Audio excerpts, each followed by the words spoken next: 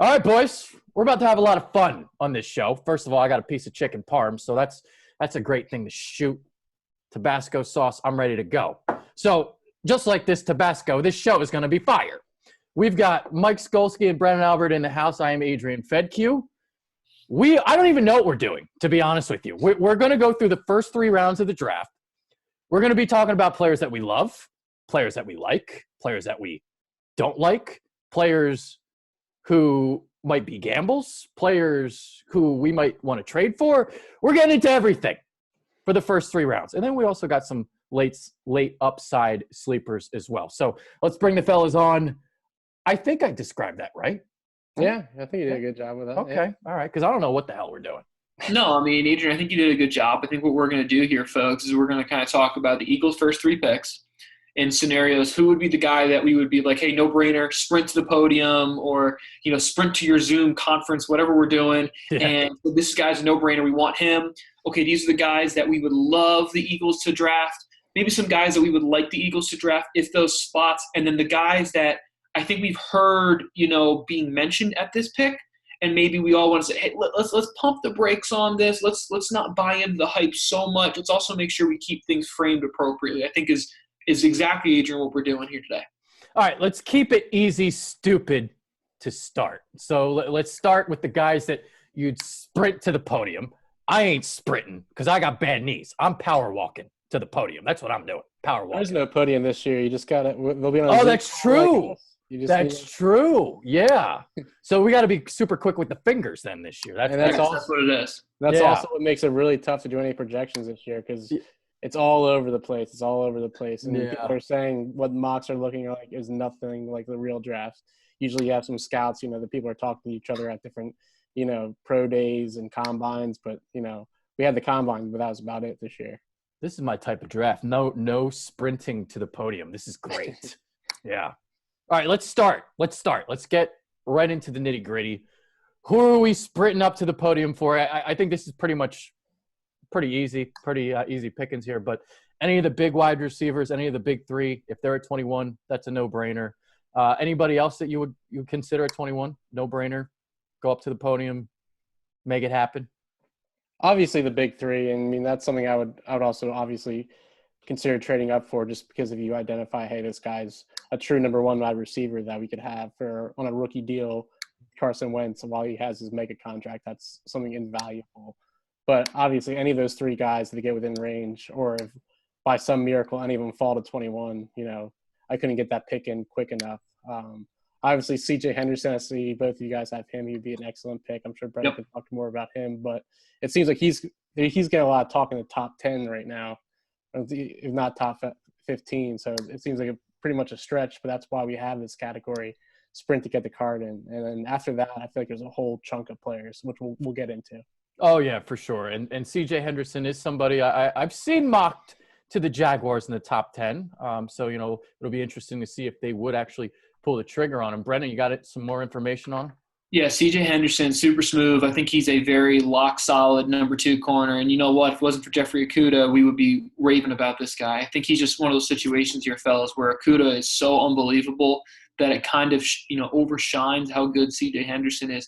He's not going to tackle anyone. He's not super physical, but, I mean, frankly, who gives a shit? I mean, unless you're a team who plays a cover 2 and you're asking your corner to constantly be a run defender, you're typically not that really worried about it here. And when you look at what the way the draft's going to line out here, he could go anywhere, fellas, as high as 7 to the Panthers. I would say to as low as 17 to the Cowboys, especially with the Cowboys and obviously the Falcons at 16, both losing corners in this offseason, both of which needing corners. Adrian talked about the Jags, another team there. The Jets could be another team who needs corners. I mean, there's too many landing spots before 20 that C.J. Henderson goes. I think, your best case scenario here is he maybe goes a little bit earlier, which pushes tackles down a little bit, which then turns a domino effect into some of the receivers sliding, making it a more affordable type of trade-up situation for the Eagles. Because while they do have draft capital here, when we look at it here, fellas, it's not like they're exactly loaded. I mean, they have, a 3, 2, and 3 4s, which is good, but I mean, that's not necessarily something that's going to get you to move up 10 spots. That maybe is stuff that can get you move up maybe like 5 maybe spots kind of thing. So I think your best case scenario of C.J. Henderson is he flies up early, tackle slide, receiver slide. Now all of a sudden, you have a receiver at 18, 19. That's a more manageable situation than saying trying to trade up all the way to like 12 or 13. I just don't see that for the Eagles. Players who we love at pick number 21. So now that we've talked about people who would sprint to the podium for, these are, I guess, realistic options who we love at 21. So we got the no-brainers out of the way. So, you trolls can't be like, well, I want to take Henry Ruggs at 21. No, we just got that out of the way. So shut up. All right. So now we're moving on. Who do we love at 21? I put Jeff Gladney. I think he's someone that Jim Schwartz would absolutely love. He's someone that's versatile, and he's very physical. He's not afraid to muck it up with the wide receivers. I think he fits our defense perfectly. And now that we have a veteran, Darius Slay, I think he's someone that could learn from him, and he could contribute pretty close to right away. I mean, you look at our receiving core. I mean, a lot of our guys are more nickel cornerbacks, where we have Darius Slay who can play on the outside, and there's a bunch of question marks. We have Maddox, who's probably better in the slot or a safety, and then Sidney Jones, who's a huge question mark. So I think getting Gladney would be a very good pick. The reason I don't have any wide receivers there is I think there's a big – after the top three, I think, I think there's a big chunk of wide receivers that I'd be happy with. So I'd be okay waiting for the next pick. That's why for my other love, I put trade, and that's either trade up for one of those top three guys or trade back and accumulate more picks, and then we'll pick from that next group once we trade back. Yeah, I didn't put trade in the love department because I put that for Yannick Ngakoue. So I guess I just differentiated things. If they can get Yannick Ngakoue for a first round pick, I would love that. Problem is, I don't think that's all it's going to take. I think they want more than just a first round pick, because if a first round pick was all it took, this trade would have happened already. So that's why Yannick Ngakoue, we're seeing all that complaining there in Jacksonville. I look at the Frank Clark deal from last year where Kansas City had to depart with 2 first-round picks to go get him. So I think that's the holdup. That's why they're not budging, and Yannick Ngakoue is still in Jacksonville. So I got that for a love. And then the other one is Patrick Queen, the linebacker. He's somebody who is plus 1,800 right now in the betting odds for the Eagles to potentially take him. But you look at the scheme, you look at what he can do as a potential coverage linebacker, he would be absolutely perfect. So rush with 4, drop back 7. Patrick Queen would be somebody who you could instantly fit into this defense. And it's funny, Adrian, because I went on the same position, but it's a position that we all know the Eagles traditionally don't value high. Yeah. In the linebacker position. But to me, I think Kenneth Murray would be a guy I would love there for the Eagles. The reason I say this is Patrick Queen was a guy that is super explosive. I think he's the better athlete of the two. I will agree with you there.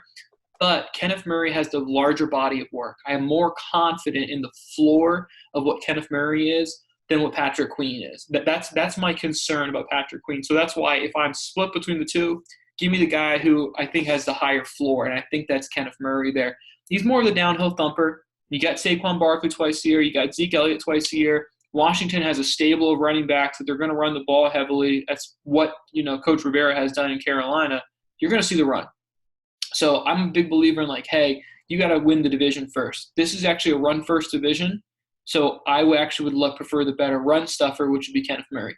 The other guy I would love, I know I'm alone on this, and it's pretty close for me. It's the first 3, and then 4 and 5 receivers are pretty close. I would love my guy, Brandon Ayuk. I know we talk about Justin Jefferson a lot. We're probably going to talk to him in a little bit of a moment here. But Brandon Ayuk is a guy that's so freaking explosive. He's so explosive with the ball in his hands. He can take the top off the defense. He can return kicks. He can return punts. That is something that's very, very rare here. When you get outside of Henry Ruggs, I truly believe, fellas, the next best guy to take the top off your defense is Brandon Ayuk. And that's what the Eagles' biggest need is, someone who can stretch the field vertically. So from a fit standpoint, I would love Brandon Ayuk for the Philadelphia Eagles. There is Brendan. He keeps banging the table for Brandon Ayuk. Right, man. Keeps banging the table for him. He's got some great tape, and he's somebody who the scouts love, by the way. So he's being somebody who's, kind of flying under the radar a little bit when it comes to, I don't know how to word this. I would say casual fans. I was about to say internet scouts, but I'm sorry if that would offend anybody, because I know that's a term somebody threw out there. But yeah, you're all over Brandon Ayuk. I want to get more into this trade discussion because I have this in my like column. Skolsky has this in the love column. When you look at the wide receivers potentially at 21, now obviously Justin Jefferson, that's a fit right there. That's a discussion we're going to get into in a second. But I look at pick number 21. It does appear like trading up or trading back does seem to be a very, very realistic option. Oh, for sure. I mean, you look at Howie Roseman's draft history. He's traded up or traded back in almost every draft. We very rarely pick in our own spot in the first round, and especially in this draft where we're so deep in the positions that we need. But at the end of the day, if there is a guy that you're high on, even if all of us are saying, oh, after the first three guys, we see them all in similar tier. But if you're zeroed in, it's like, oh, I see this guy is just as good. Like Brendan's like, I'm pounding the table for Ayuk. Like, you don't have to get fancy here. If you see someone that you think is going to be elite and it's going to be a game changer, and you think he stands above the rest of that tier, I mean, by all means, go for it and take him. But at the end of the day, I see the next chunk as some of these guys being interchangeable. I think they all have some flaws. Some of them have low floors but exciting ceilings. But if you're comfortable taking 3 or 4 people from the next tier, then I think a trade back makes a lot of sense, and we're not able to get one of those top 3 guys. Yeah. Brendan, what are your thoughts on that? No, I totally agree with everything Skolsky said. And let me kind of expand a little bit on Brandon Ayuk here. I like Brandon Ayuk, but I also don't think you have to get him at 21. I think you can get him a little later in the first. I think a great situation is Jordan Love still on the board. And then you have New Orleans, you have Green Bay, you have maybe Indianapolis, someone like that, right, who maybe is saying, hey, Jordan Love's in a manageable situation. And exactly like Skolsky said, I don't think the margin is super, super large after 3. I think Justin Jefferson and Brandon Ayuk are pretty darn close for me personally, fellas. But then whether it's, T. Higgins or Denzel Mims or any of those guys, Michael Pittman, guys you like in there, I agree with what Skolsky said. So if you don't think there's a big margin, why not move back a little bit, add some draft capital, and then maybe you can use that draft capital to trade up in the second pick or third pick if we want to. But I agree with everything Skolsky said there. I think that's a more realistic situation of the Eagles trading back than trading forward at this point in time. It does appear like there is a top 4. Like there's the top 3, right? And then Justin Jefferson is kind of like almost in his own little island in a way. And then there's the rest of the guys. So would you like the Eagles, getting into the like column again, would you like for them to take Justin Jefferson at 21?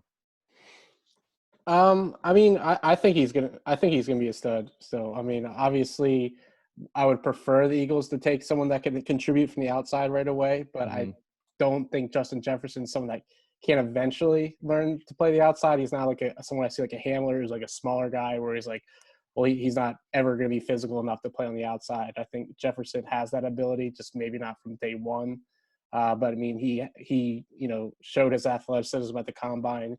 His production was incredible at LSU. I mean, he has incredible hands. He's a fierce competitor. He's great after the catch. He can create separation. He'd be kind of, to me, like taking why am I drawing? He'd be like taking Derek Barnett. He's like a high floor guy. You know what you're getting. He's gonna come in. He's gonna make an impact. I don't know if he's gonna be a superstar, but I think he's someone that can come in and be a very big contributor and the go-to guy especially in an RPO offense with ours, and be a reliable set of hands, especially on third downs. Do I think he's the most exciting option? No, but he's very safe, and I don't think it'd be a bad pick at all at 21. Okay, so Skolsky and I have kind of argued a little bit about Justin Jefferson, but when we actually divvied it up and I just heard Skolsky explain it the way that he did, we actually kind of agree about Justin Jefferson. The differentiation for me would be, if you take Justin Jefferson, you have to pair him with somebody in the second round, like a speed guy on the outside, like a Jalen Reagor or something, or you trade back up in the first round to get somebody like a Mims or I don't know, whoever that might be. So if you just take Justin Jefferson and that's it, I wouldn't like it as much as if you would take Justin Jefferson and pair him with somebody on the outside. And I agree with that completely. I mean, I think that about pretty much with anyone. Even we take a smaller speed guy with this one, I wouldn't mind getting someone like a Pittman or one of the more physical receivers down the road. I think this is definitely a draft where we want to come out with at least 2 wide receivers. Yes. So it'd be ideal. I think we can complement each other. So, I mean, obviously we get Jefferson, that puts a little more, fire under let's getting someone who can stretch the field or play the outside position later on. You have Yeah. Sorry. Go ahead. No disagreements here. I mean, I would like the Justin Jefferson draft pick. I think he's extremely high floor. I think he's a guy who he can plug and play. But the thing I think about Justin Jefferson here, fellas, and I don't want to, jump over this too much. Justin Jefferson's a guy who he's going to be a plug and play, ready to play tomorrow starter. Absolutely, no doubt. I think he's a guy who can make an impact early on. But I look at him and I just get vibes, and I try not to do the, team by team comparison, but it looks so much like Jarvis Landry. What he does inside, strong with the hands, really physical after the catch, can actually contribute significantly in the red zone because he's so physical against coverage at the top of his route. He has really strong hands. The thing I knock him for is I've only ever seen him play in the slot. Now, that's not always on him, right? That's obviously a lot also goes back to what he's asked to do. What you're asked to do doesn't mean it's the only thing you can do. But it's a fair thought. It's a fair concern to at least have here, fellas, as someone who's never really seen a ton of, press coverage. You don't get that in the slot. My issue I have with Justin Jefferson, and this is why, even though I think Justin Jefferson's probably the safer of the two between him and Brandon Ayuk, I think Ayuk is the better fit, is because when you look at Justin Jefferson, where does he make his killing? Inside, intermediate to medium routes. That's also where tight ends make their killing. The Eagles have two really damn good ones. So my fear is just like, you hear all the critics talk about the Sixers. My fear is the exact same. You don't have enough floor spacing for the Sixers. You don't have enough field spacing with the Eagles' passing game offense. That is my knock on Justin Jefferson. And that is why you need to pair him with a guy on the outside. So, and if you go with that argument, I will buy it. I will 100% buy it. My thing, though, is if I'm taking a guy in the first round, I don't want to have to hear, well, this will work if. No, I want to hear, I picked a guy in the first round. Done. Let's move on. That's my only knock I have with him as a first-round pick for the scheme fit with the Eagles. He goes somewhere like Minnesota, Jacksonville. I think, frankly, guys, he would have more success than in Philadelphia just because of where his targets would come is be more complicated. My personal opinion. He's intriguing to me because of how safe he is. Because the history here in Philadelphia, we don't ever hit on wide receiver. So to have somebody here who I know is going to contribute is intriguing, enticing, all of that to me.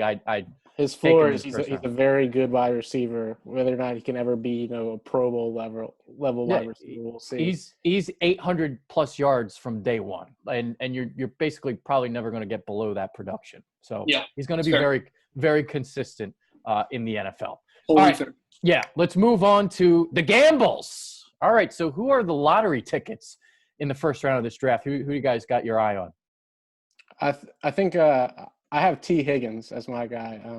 I had Brandon Ayuk in my I like Ayuk better. That's who I have after Jefferson. I have kind of tied with Jefferson, but I like T. Higgins. I think a lot of people have been sleeping on him a lot. I mean, he was someone that we saw as a surefire first rounder, and then he didn't run in the combine, and then everyone just kind of assumes that he's slow as molasses. But he can still stretch the field. He's a big physical receiver that has, surprising long speed. And was productive as hell at Clemson. And then, I mean, he can play at all three levels. I mean, he's a great – I think he has a very high ceiling and a pretty high floor as well. And I'm surprised so many people are sleeping on him. I don't think he's an Alshon clone, especially at this point in his career. I mean, if you would get Alshon in his prime, I mean, that'd be an excellent addition to the Eagles right now. I think he has surprising speed, and I think he has the ability – to get open and beat press coverage. And that's something that, he can start from day one on the outside and be someone we need. So he's a little bit of a gamble, though. He's still a little bit of a gamble because he's not the, as Brendan said, the perfect fit would be like an IU type, someone that we could stretch the field with because we didn't really have that last year. So that's, again, someone where if we would take him, like I said, he does have surprising speed, but he's not someone that's going to demand the safety the 100% of the time. So we are taking someone like him. I would still want to get a speed guy down the road. That's why he's a little more of a gamble for me. Brandon? I like it, Skolsky. I had him in my list too. I think he's kind of closer to Allen Robinson than Alshon Jeffrey. I don't think he's as physical as Alshon, so that's why I put him closer to Allen Robinson. So I buy what you're telling me on T. Higgins. The problem is exactly like you said, Skolsky. Once you get past the first 3, maybe 4 or 5 is close, then there's a big group. He's in that big group. So exactly like you said, Skolsky, and I understand why you think he'd be a gamble at 21 because, hey, you probably could get him in the 30s. I mean, so why not trade back for a T. Higgins? So I buy what you're telling me there. My gamble I put in here is Jeremy Chin. I am a huge, huge Jeremy Chin fan. Big boy coming out of Southern Illinois, so you always hear, oh, well, that's smaller level competition. Traditionally speaking, though, fellas, the ball finds you in college, the ball's going to find you in the NFL. Guy was able to take the ball away at a high level, worked out like a freak at the combine, measured in about the same size as most will linebackers. Well, guess what? You lost your strong safety, who played a will linebacker situation in Malcolm Jenkins. Jeremy Chin can do all of that too. I think he is a clone of what he potentially can do. The reason I think he's a gamble, though, fellas, is you have to at least acknowledge the fact that, yeah, he's not playing Eastern Illinois and Western Illinois anymore. No, he's going to play against big boys in the NFL. So the reason I have him as a gamble is definitely it's fair to at least acknowledge his competition level wasn't as high. But, man, fellas, I love the way that he could fit in and fill that role of Malcolm very easily for the Philadelphia Eagles defense. All right, so my 2 guys are wide receivers, and if you're not taking Justin Jefferson in the first round as a wide receiver, I guess you're kind of taking a gamble on somebody because you're going to be taking somebody who might not be as high on the board as other people. So Denzel Mims, Jalen Reagor, those are the 2 guys. Mims, for me, the reason why he's on here is he was somebody Brennan and I loved at the Senior Bowl. We also liked him at the Combine. But the reason why he's, to me, is a gamble here is all of a sudden he's now being regarded as a first-round talent, a first-round pick, whereas before it's like, oh, yeah, we love his upside, but we'd take him in, what, 2nd or 3rd round. Now all of a sudden you'd have to take him in the 1st round if you want him. So that's a gamble to me. To see somebody rise that high and then take him in the 1st round. I love Denzel Mims. I like him a lot, but it's a gamble. Same thing with Jalen Reagor. The speed that he possesses – there are concentration lapses that Brennan and I talked about in our film breakdown with him. By the way, Brennan is the only one that's showing up on the screen. I don't know if that's Still there. Okay. Well, it's we have the 3 up top, but you're the only one that's showing. So I don't know if that's going to be like You're this. showing for on mine. So Okay. All right. So maybe it's just from me. All right. So I'm showing up. I'm a big fat head in all your screens. You're fine. Yeah. Okay. All right. Good. All right. Well, back to Jalen Reagor and the things about him. So lots of speed. What he can do after the catch is electric, but not a lot of production. And again, talking about what I talked about with the tape and the concentration lapses, are his hands going to be good enough? Are they reliable enough? Because this is something in Philadelphia, it's been a problem with the dropsies. We hate the dropsies here in Philly. So he's a gamble, but man, if he pans out, he could be electric in this offense. So those are the 2 guys. I think you can hit the nail on the head there, where after the top 3, maybe Jefferson, that pretty much any wide receiver would take could potentially be in that gamble territory, taking them at 21. Now, trading back a few picks and getting them, I would love a few of those guys. Mm-hmm. Like I said earlier, I mean, if you really love someone, go ahead and take them. Don't risk losing them. But it just seems like it just makes a lot of sense that you're dead set on a wide receiver to move back a few spots. Yeah. All right. Who are we pumping the brakes on? Or actually, you know what? Skolsky, you didn't talk about AJ Terrell. I didn't say AJ. There's a couple. There's AJ Terrell's another someone I see as like a Schwartz corner, versatile, physical. Mm-hmm. He's someone that I think at 21 would be maybe a little early to take him. That's the only reason I kind of have as a gamble. Gotcha. That would be potentially we're trading back, taking a defensive player, and then maybe double dipping at wide receiver in day 2. That's why I have him as a gamble, just because I think it's a little early for him. But I think he is very talented and he has high upside and would fit our scheme. Okay. Who are we pumping the brakes on, Brendan? I'm going to go Denzel Mims and Justin Jefferson, and I think it's all about the expectation you have on them, right? Denzel Mims worked out like a workout warrior, and if you did nothing but the Combine and the Senior Bowl, you would say, holy cow, this guy's awesome.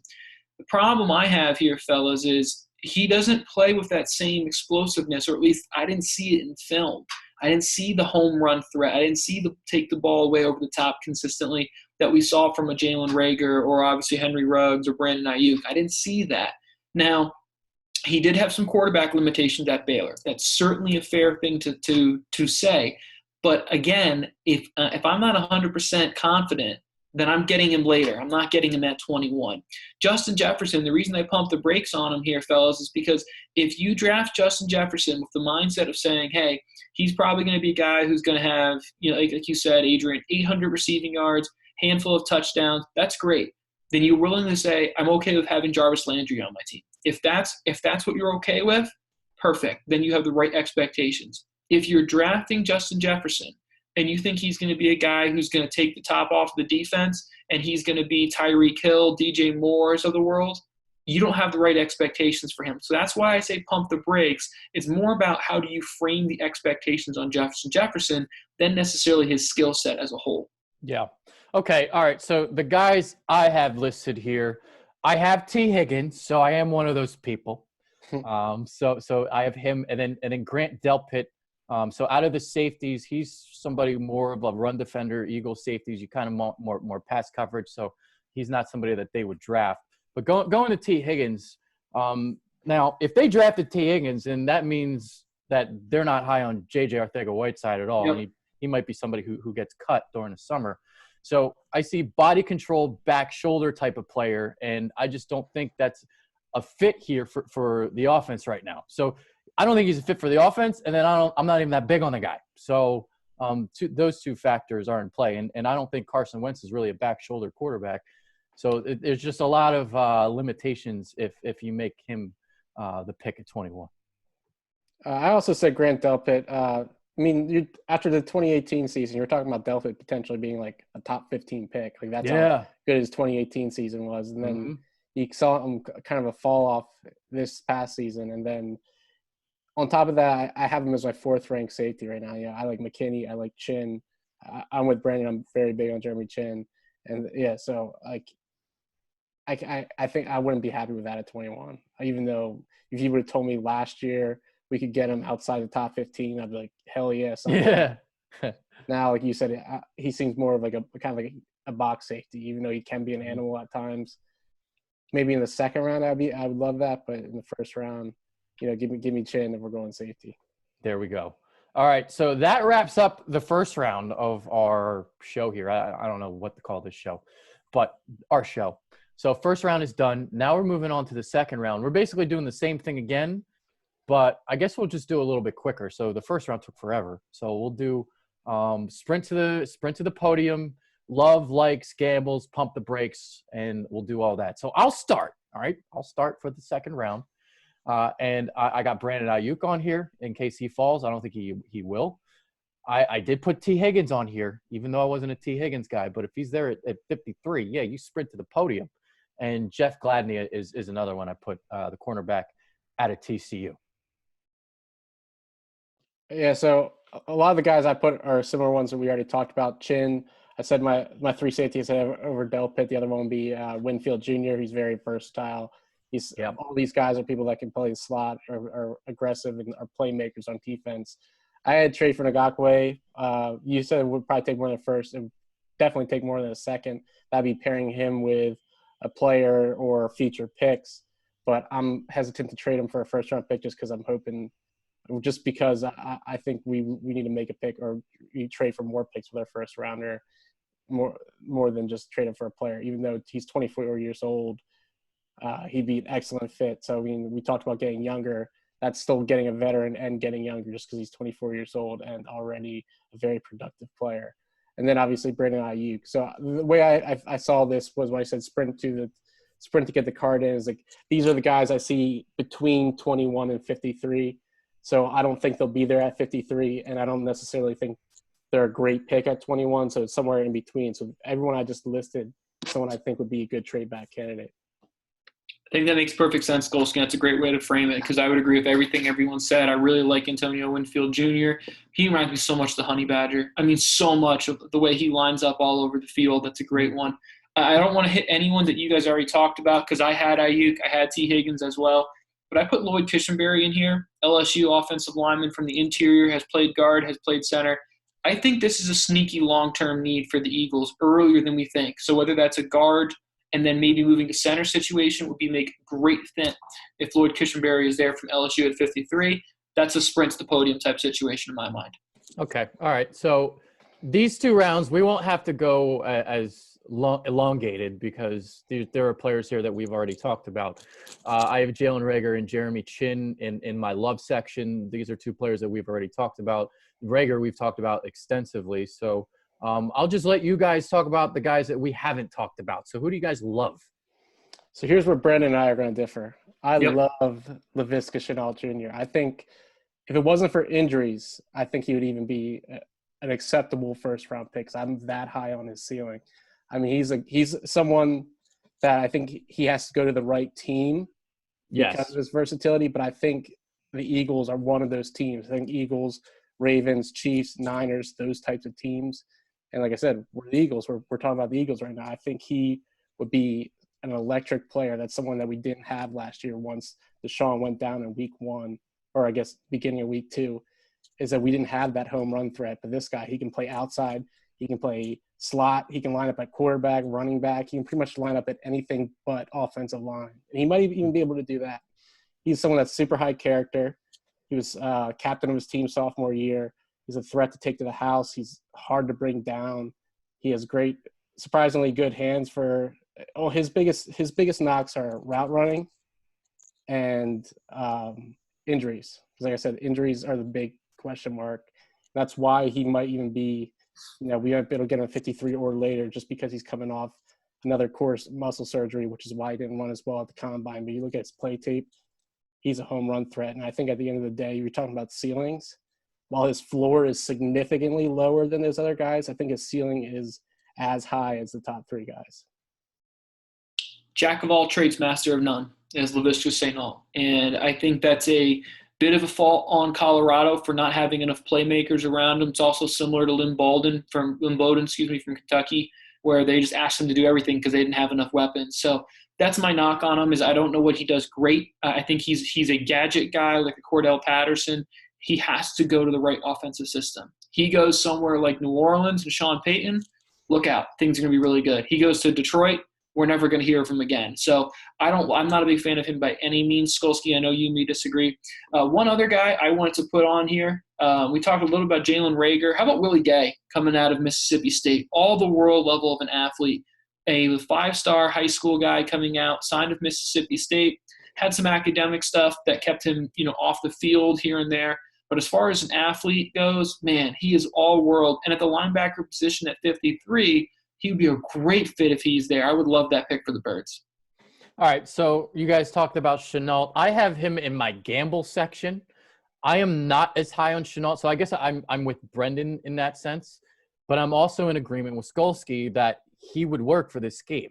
So that's where the gamble comes in, because I'm not as high on him as other people are, but he would work for the scheme because of the gadget player that he is, and Doug Peterson has the mind to work him into the system.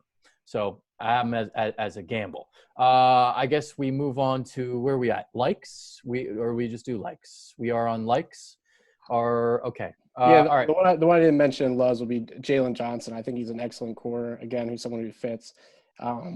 Besides Darius Slay, we don't really have any corners that are really locked up long term or who are, surefire going to be on the team within the next 2 years. So that's thinking long term. I think corners also need. I thought Brendan brought up. I see he has Matt Hennessy coming up, but I think I agree. I wanted to say it earlier. I agree that center is definitely a sneaky need for the Eagles. We'll get into more of that soon. But I have Jaylen Johnson as my likes. And then since I'm talking, I guess I can go into my – I have Jaylen Johnson, my loves. I can go to my likes. That's where I have Reagor, and that's where I have Michael Pittman. And then Michael Pittman's, again, someone who I want to pair with a speed receiver down the road, or if we didn't already in the first. But I think he's someone that's going to go a lot earlier than people are expecting. He watches USC tape. He does a lot of things extremely well. He plays all 3 levels again. He's great hands, a great route runner. His biggest knock for our fit would be speed, but I like him a lot at 53 if he's still there. Okay, so Jaylen Johnson, somebody I put on my like list. So zone corners, got instincts, ball skills. He was somebody who would definitely fit. I have Jeremy Chin in my like as well. I think I have him in my like. Not sure if I have him like or love, but Yeah, so Chin is somebody who can be a hybrid type of player, linebacker and safety. And Malcolm Jenkins is somebody who just departed. You may have to fill him with not just one player, but a couple different players. So Jalen Mills is in the mix to play safety. Maybe he's somebody you would take because he could play a hybrid type of position. So those are the guys I have for the likes. Yeah, for my likes, I have Kyle Duggar coming out of Lenore Ryan, very similar to Jeremy Chin in that he can play the strong safety. He can move down in the Will Backer role. Only the bigger reason I'd have him so far below Chin, it's D2. Chin was D1 AA, right? So there's a different, even a larger drop there from a talent perspective. The other guy I put here was Jonah Jackson, interior offensive lineman out of Ohio State. Started at Rutgers, has some experience at guard and center. It's the reason I like him a lot. Just like Lloyd Cushenberry, similar situation where you could play him at guard early on, and then when Kelsey moves over, all of a sudden slide him into center, and boom, your center situation is figured out. Okay. All right, so now we get on to the gambles and the lottery tickets again. And I got a cornerback here out of Mississippi State by the name of Cameron Dantzler. Now, the problem with him is he ran slow. And, you don't want to run slow, obviously, as a cornerback. But if you look at the tape, physical, tall, willing tackler, good instincts. That kind of sounds like Jalen Mills a little bit. Yeah, I think I like him a lot too. His biggest knock of why he could be falling is because of his speed. But you watch, he shadowed, some great wide receivers, did a great job, his senior year. So, I think he has a lot of talent, and at least the tape is there, even though the combine numbers didn't necessarily stack up. I had Kyle Duggar as my gamble for all the reasons Brendan kind of just touched upon, inferior competition. But he's also a nice hybrid guy. And at 53, I would rather have Winfield or Chin, obviously, but he's someone that would definitely be a gamble. He's a high upside player because when you watch that level of competition, when you want to look for is someone dominating, you don't want just to see him playing well. You want to see him stand out almost every single play. And he was a man among boys there. Like you watch that, he's just an absolute animal. So that's someone that would be a gamble just because of his level of competition, but someone would be very intriguing at 53. My 53, and Skolsky teased it, was Matt Hennessy here from Temple. Now, here's the thing. I love Matt Hennessy. I think he's going to be a killer center in the NFL one day. The reason I have him as a gamble is he's never played anything but center. He's only ever been a center. So it's a hard sell for me as a general manager to say, hey, your second-round pick, he's not going to play likely at all. Well, that's not really a great sales pitch, to me and my second-round pick if I'm a team that's trying to win right now. So to me, to spend a second-round pick on a guy that essentially I'm redshirting until Kelsey retires, that's a hard sell for me. Even though I think he's a better offensive lineman than, for example, a guy like Jonah Jackson out of Ohio State, because Jackson has that scheme versatility of playing center and guard, if I'm the Philadelphia Eagles, I would rather him than Matt Hennessy because I know he can get on the field right away, opposed to Matt Hennessy. I'm saying, okay, well, just get comfortable on the sidelines until Kelsey decides to retire. I'm not buying that as a second overall pick. All right. I think Go ahead. I think you take Hennessy if Kelsey gave you some type of inkling that, next year is his last year or the year after. If he gave you some type of window, he's like, hey, after this year, I'm hanging up, then I think he'd be a great pick. But like you said, him being kind of stuck as a backup for the foreseeable future kind of makes him a gamble. Although, like you said, he's very talented. The talent definitely is warranted the 53rd pick. All right, moving on to the pumping the brakes, and we all put the same guy on the list, KJ Hamler. I know he's watching, so I'm sorry, KJ. But what don't we like about him?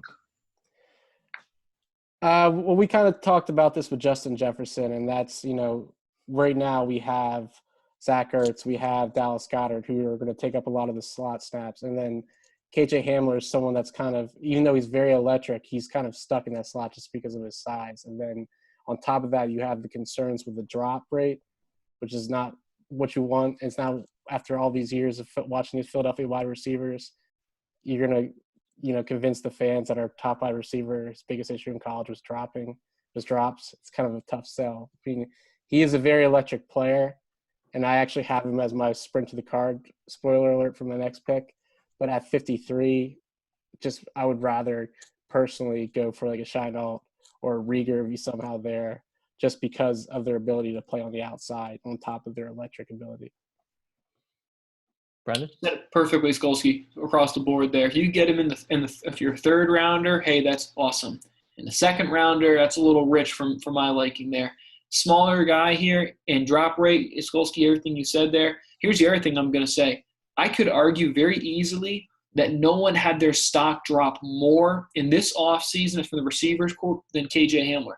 Didn't run at the combine. And he was a guy that we said, hey, he has to run fast. Didn't run at the combine. Okay, that's fine. His mindset was, I'm going to run fast at my home track on a pro day. Normally that makes sense, except in today's world where we didn't have that same luxury to have guys in person, right?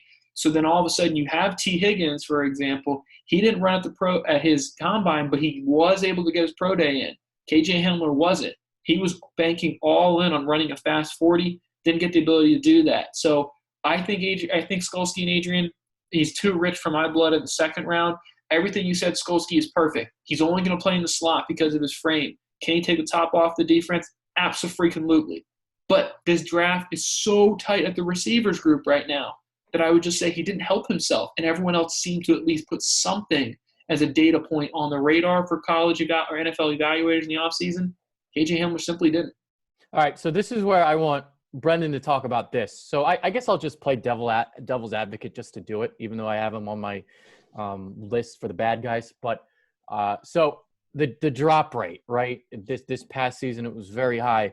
I don't have the stats in front of me. I don't know what they were the year prior. But when we did our film, there's something that Brendan picked up on in 2018 that we didn't pick up on in 2019. Well, actually, I guess we did pick up on it. That doesn't make any sense when you say it like that.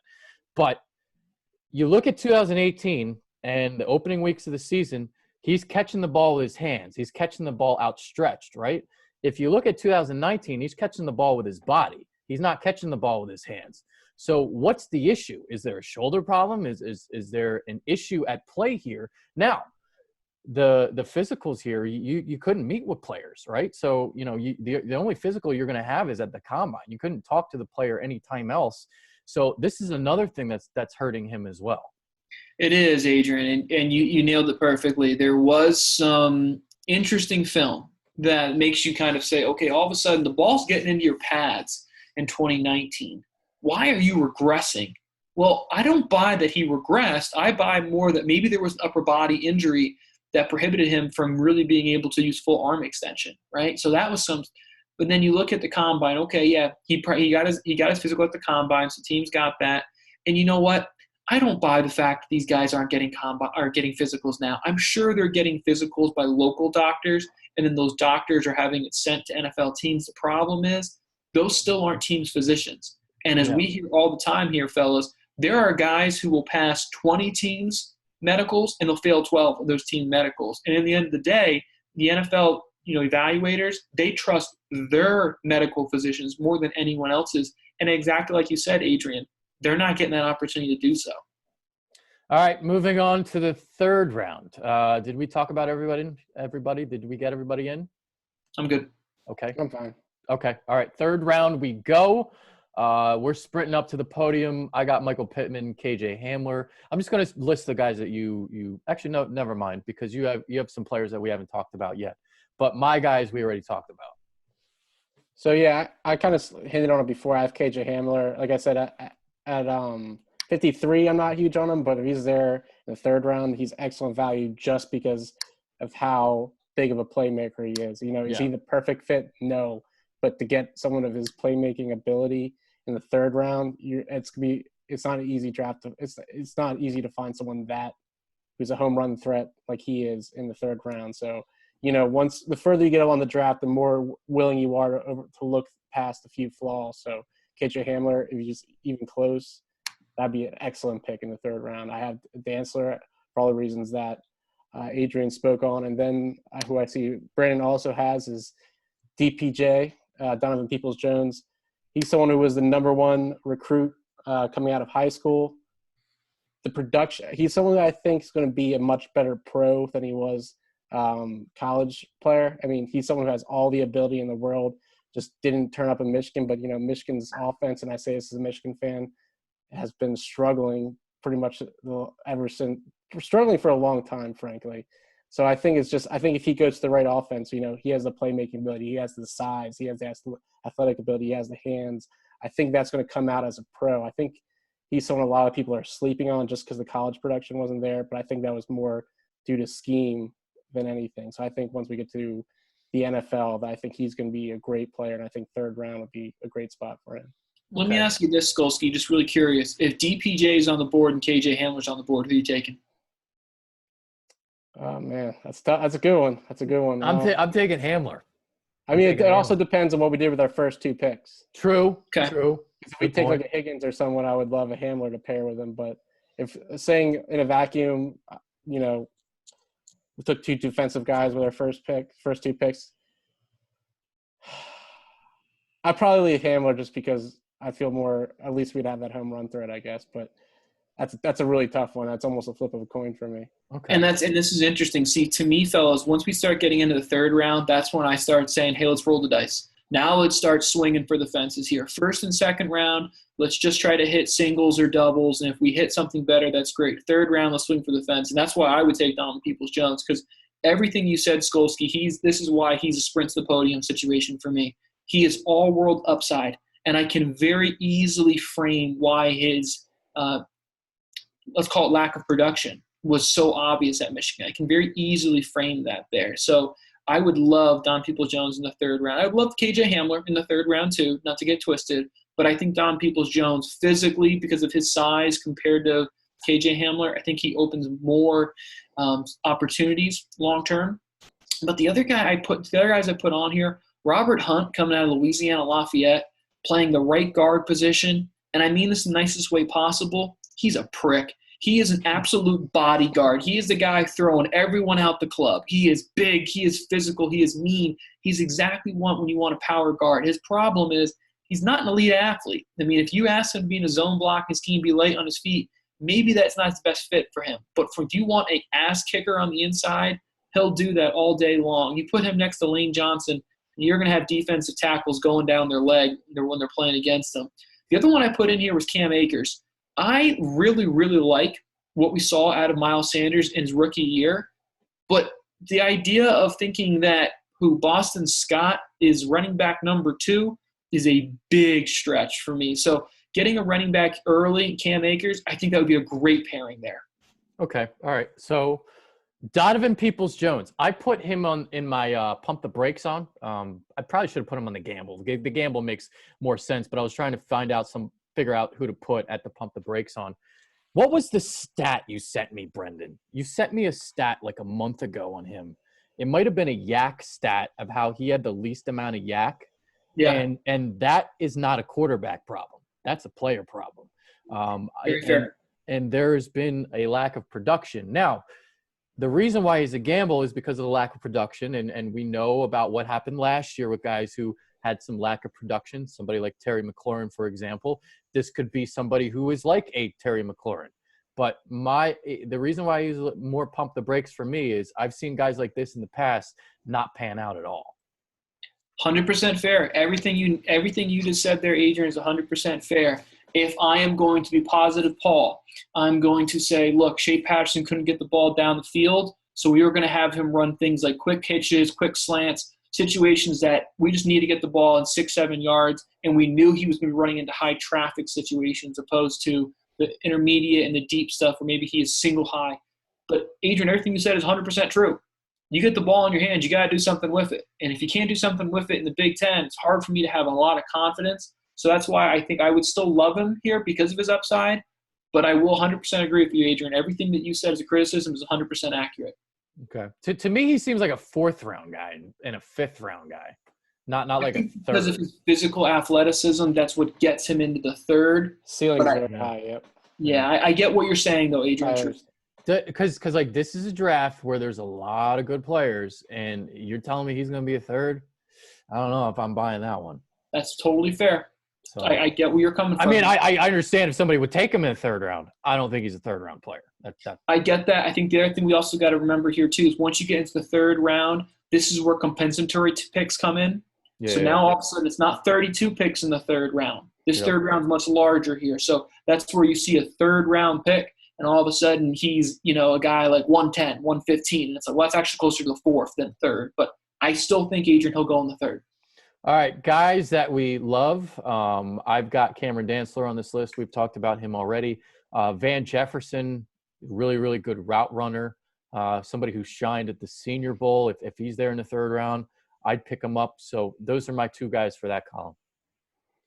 Yeah, I have Van Jefferson in my light column. His biggest knock's his age. He's already 24 years old, but route running, he might be, maybe after Jerry Jeudy, he's probably one of the better route runners in the draft.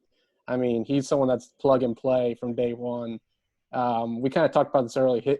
I think right now where he's at, which is his floor, is kind of what Jason Avant was. So just that dependable hands. That's his floor. I think he can get better than that.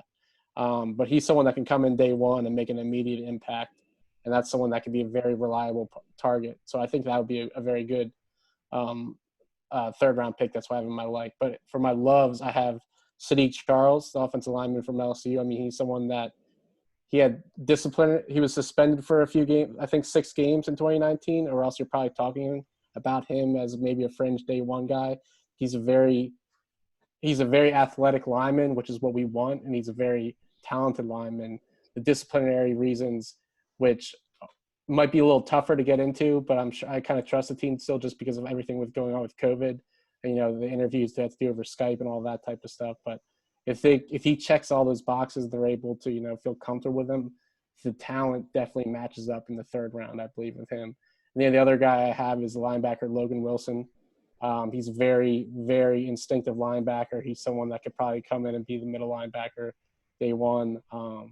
He's someone that, very cerebral linebacker, playmaking linebacker, talking about nose for football.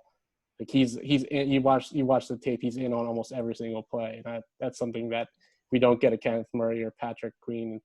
And I mean, obviously Willie Gay in the second would be great, but that's someone I really like. And, as a third round pick for us. I like that one a lot, Skolsky. I really did. In an effort to not repeat, I went with Troy Dye from Oregon here. I think he's a little more rangy, a little more athletic than Logan Wilson, but I totally buy everything he's saying. And look, if we look at history, I think the Eagles' highest linebacker taken was Jordan Hicks. I think he was in the third round. So if we're using that as a data point, this third-round pick is probably going to be a linebacker here. The other one I put in here was Nick Harris. Really athletic, interior, center guard combination guy coming out of Washington here. He is undersized. But if you're looking for an athlete, maybe a guy who can play center that's really, really athletic, does that sound familiar to anyone here? Nick Harris could be a great guy to take here. And because, again, of his versatility, I know I talked about it with Jonah Jackson. I know I talked about Floyd Cushenberry. This could be a guy here probably getting closer to pick 100 range. I think Nick Harris here out of Washington would make a ton of sense for the Birds. All right, moving on to the likes. I got Devin Duvernay here. So if they don't pick up a speed guy by then, this could be somebody they target in the third round. You talked about Robert Hunt already, Burton. Brendan, I mean. I just called you Burton. I don't know why. Hybrid, I like it. Hybrid and Burton is perfect. So I got Robert Hunt on here. You talked about him already. Another guard, I wouldn't mind that. So there's that. Okay, you guys can now list your likes. I already talked about Van Jefferson, but then I have Duvernay too. He's someone that's usually when I was doing all my mocks, I usually get him around the fourth round, but I'm starting to see him show up, late first round, even second round in some different mock drafts. So it seems like a lot of people are catching up. So you watch him. He's good. He's very like you said, if we get that more physical wide receiver. Yeah. In the first or early on, he's someone that we could get, round 3 possibly or round 4 if he's still there. Like I said, now there's some hype going around him. But let me find the one bullet point about him. I loved it. It was on the NFL thing. Let me see if I can find it. He runs like he hates humanity as he blasts through tacklers. So, yes, he's a small guy and he's a speed guy, but he does not go down easily. He's a playmaker. And if you could get him – Usually you read those bullet points are very, professional, but I read that one. I got a good laugh. That's a great explanation. That should have been written for Laviska Shenault. Yeah, I agree. I think he has that ability as well. Yeah. You know what, Devin Duvernay from Texas here, he was a guy that you put his film on, and his film is crap. And I mean that because all he's asked to do is run bubble screens and quick stuff because Texas just couldn't get the ball vertically. I mean, Sam Ehlinger just couldn't do it consistently. So he's another one similar to Don Peoples-Jones where, man, his film really isn't awesome. He didn't run nearly as good as anyone hoped because everyone was like, hey, this is a track guy. This guy should be, running right second. Didn't run great at the combine, which was a little bit of a bummer. The one thing I will say is his drop rate is incredible. He's one of the highest guys coming out, which is something you really, really care about, especially when you look at a guy in the third round. You usually don't expect to find guys with high drop rates this late. So I like what you're saying here, Skolsky. An effort to not, kind of repeat the same things. I put Van Jefferson in here, very similar to what Adrian, you talked about. But I also put Zach Moss in here. One thing I'm thinking about here, fellas, and let's look at what the Panthers did when they signed Christian McCaffrey. Alvin Kamara is another guy who you assume Saints are about to pay. When you start to get guys that are getting closer and closer to their contract, what do? That they're do-it-all type of backs? You get a thumper. You get a guy who do all the dirty work here.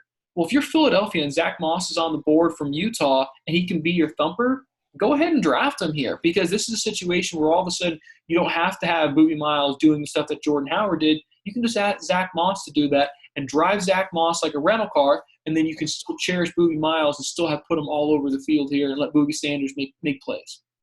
That's definitely something I think they will do in this draft. They will attack running back with a thumper. They'll get either Zach Moss or A.J. Dillon out of Boston College. Yeah. I think one of those two players are very possible for Philadelphia. All right, moving on to gambles. Gambles, I got a guard here by the name of Netani Muti from Fresno State who didn't even play last year due to injury. So that's why he's a gamble because he's got the injury there. But Antonio Gandy Golden, also a gamble, somebody I have on this list. I'm very high on him. And you want to talk about catch rate, and he's among one of the highest in college football. So, but the problem here is he's this guy that people fall in love with every single year. Yep. And I'm falling for him. So third round is a little bit rich to go get him, which is why it's a gamble. But in the fourth round, he may not be available. So do you go and get an Antonio Gandy Golden? If you haven't really drafted wide receivers, do you take a chance on him? That's why I have him on the gamble list because you're certainly taking a gamble with somebody from Liberty.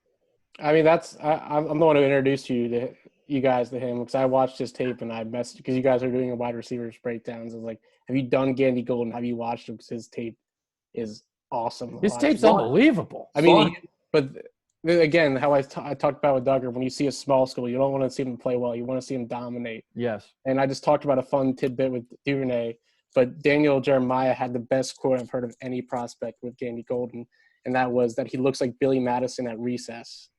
He's so good. It's so good.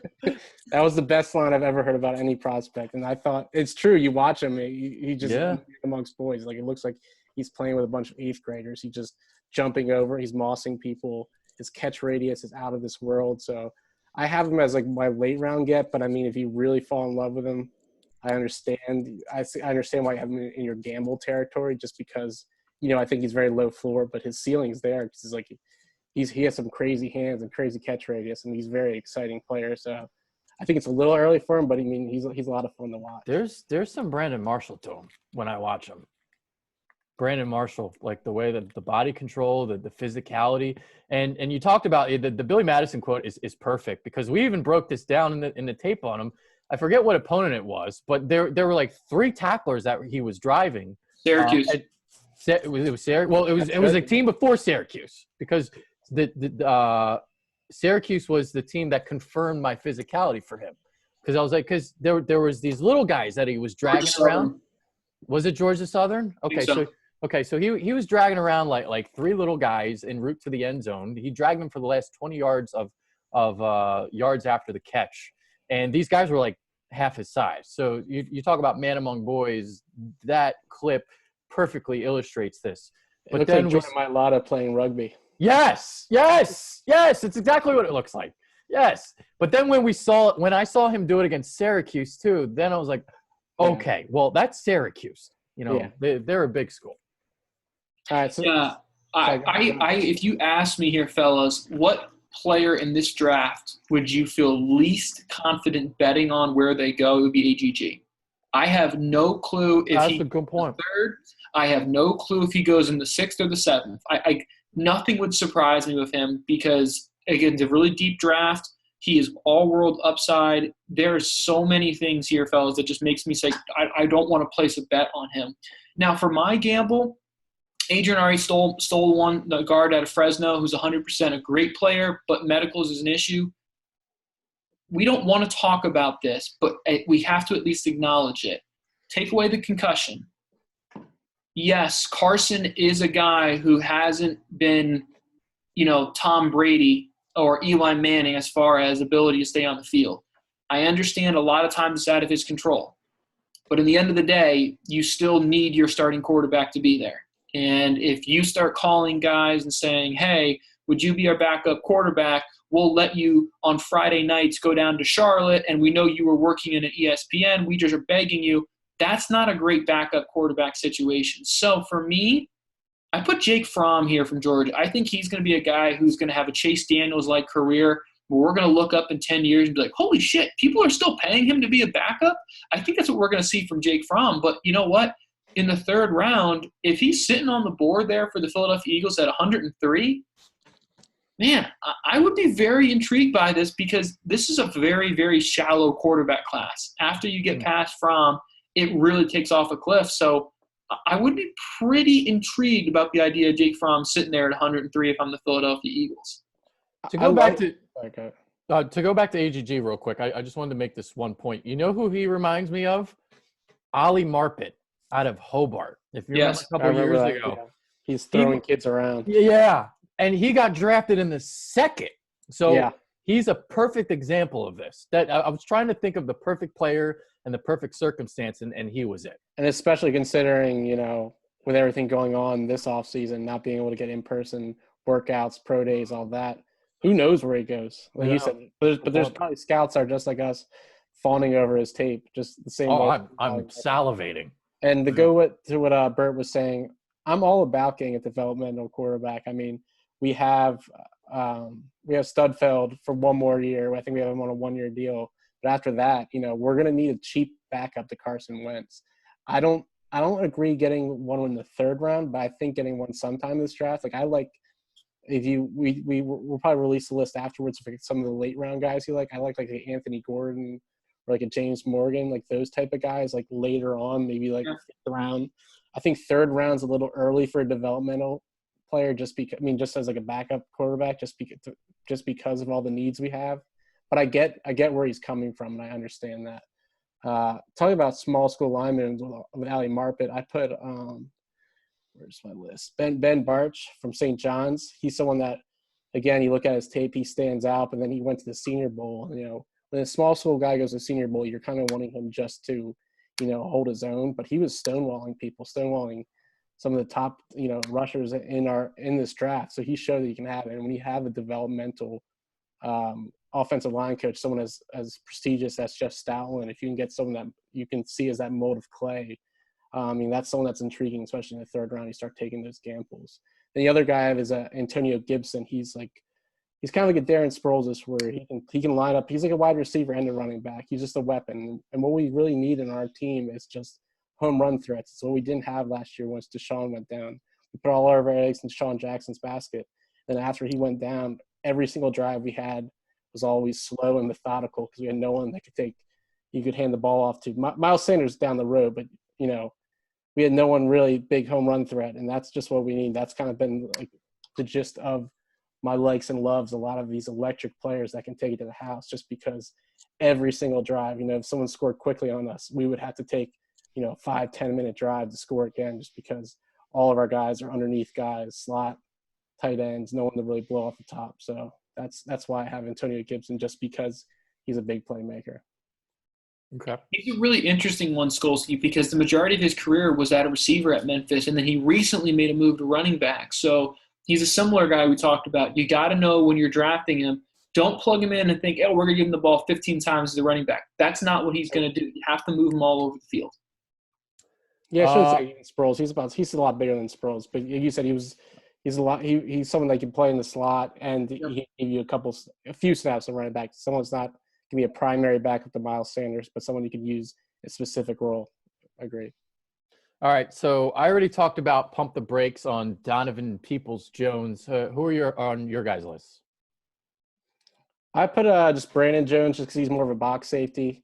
A lot of people, they'll just when they do mocks, they'll just see, okay, Eagles need a safety. Let's take this guy. So Yeah. especially in the third round, I don't like it. And then Tyler Johnson, he's someone that's I go up and get it. Again, if you're taking him, that means you're not very high on. I'm drawing a blank on his name. J. Jar Whiteside. You're not very high on J. Jaw, so he's someone that doesn't really add anything. You're kind of hoping that J. Jaw, hopefully with some real coaching. Yeah, I mean, I think it was really disappointing what you saw in J. Jaw, but I'm willing to give him one more year, especially with a new wide receiver coach, the influx of offensive coaches what we brought in. So I'm not going to pick someone that's similar to his skill set at this. So why I think Tyler Johnson's a talented wide receiver. I don't really see him as great value in the third for us. I buy what you're selling me, Skolsky, and I'm going to go in a similar way. Lynn Bowden out of Kentucky is a guy that I just don't know, for Philadelphia. I don't have the same consistent confidence and offensive versatility that I have, say, with a guy like Sean Payton in New Orleans here or Andy Reid in Kansas City. And I think for a guy like Lynn Bowden, it's very similar to Vishka St. Naul. I think he's just a kind of a lesser version of him. Played receiver, played quarterback, played in the slot, did all these different things. But again, what is he great at? I don't have an answer for you. He can do a lot of really nice things, but I don't know what he's great at. So to me, for the Philadelphia Eagles, I would rather go with a guy like a Devin Duvernay or Donovan Peoples-Jones, something like that in the third round where I can say, hey, they're great at this. Opposed to Lynn Bowden, I can just say he does everything well. That's not, to me, what I would want for the Philadelphia Eagles selecting here in the third round. If I was a team like New Orleans where Sean Payton says, just tell me one thing he's good at, and that's all I'm going to make him do, I have more confidence in the New Orleans Saints or the Kansas City Chiefs offensive schematics than, frankly, I do in the Philadelphia Eagles. All right, so that's it. That's all of our players that we listed. I guess we'll just really quickly do late round sleepers, guys with upside that we like after the fourth round. So we'll just quickly list those guys and then we'll depart. So I got Antonio Gandy-Golden on this list. John Hightower, receiver out of Boise State, somebody who can stretch the field.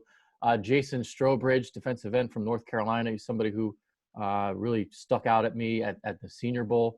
Hakeem Adeniji, guard out of Kansas. We got A.J. Dillon, Zach Moss, two bruisers in between the tackle type runners that you can get maybe in the middle rounds. And then for wideouts, I got K.J. Hill, Ohio State, James Prochet out of SMU, and Courtney Davis out of Texas A&M.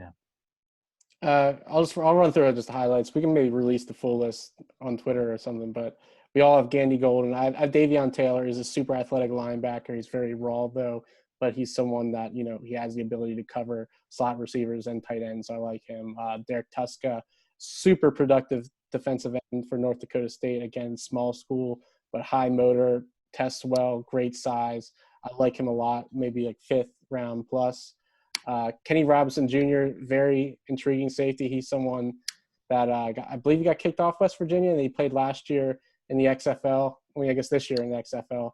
And he's someone that, it's a unique situation, but the production was there. He was a great safety prospect, and he showed up again in the XFL, and I think he'd be a great talent to get in the later rounds. Zach Moss, for all the reasons that Bert talked about, having that bruiser back to complement, and then I have Reggie Robinson and Harrison Hand as cornerbacks who can play the outside playmaker, a little raw, but getting him in day three would be some good value, I think. Like it. Couple guys I have here, James Prochet out of SMU, true slot killer. I think he'd be a great situation. You probably can get him on day three. Juwan Jenkins, wide receiver out of Tennessee. He is still running his 40-yard dash time, fellas. He is not a burner by any means, but he is a sharp route runner. So everything that you said about Van Jefferson, about being Jason Avant, I think that's Juwan Jennings here, so you get him on day three. Offensive line, let me give you three, or give me two here. Kyle Murphy, really, really athletic interior offensive lineman coming out of Rhode Island. So, again, low type of guy that is for competition level, but he's going to be a day three guy, really athletic. Why have we not talked about John Runyon? I mean, I know he's not that great, but just the name alone carries some clout. Obviously, I have to say him. Shaquille Quarterman, linebacker out of Miami, captain, leader, downhill thumper. Don't ask him to do anything from B gap to B gap, though. If you just want guy to come play first and second down, he can do that. That's why he'll be a day 3 guy coming out of the U. 2 running backs, 2 very different types of running backs. A.J. Dillon, Adrian talked about him earlier, thumper, bruiser coming out of Boston College. But that's all he's going to do. He's going to be a goal line guy, short carry stuff, which I think is a great compliment to Miles Sanders. Or if you want a little juice, how about J.J. Taylor? Now, that's a Darren Sproles-looking dude. He's a little bitty fella coming out of Arizona, but he's got a lot of juice in him. And then we all know the Eagles really value pass rush. James Lynch coming out of Baylor, all-time leading sack man coming out of in Baylor, which is pretty damn good. That's a good program historically. That is a good player you want to get on day 3.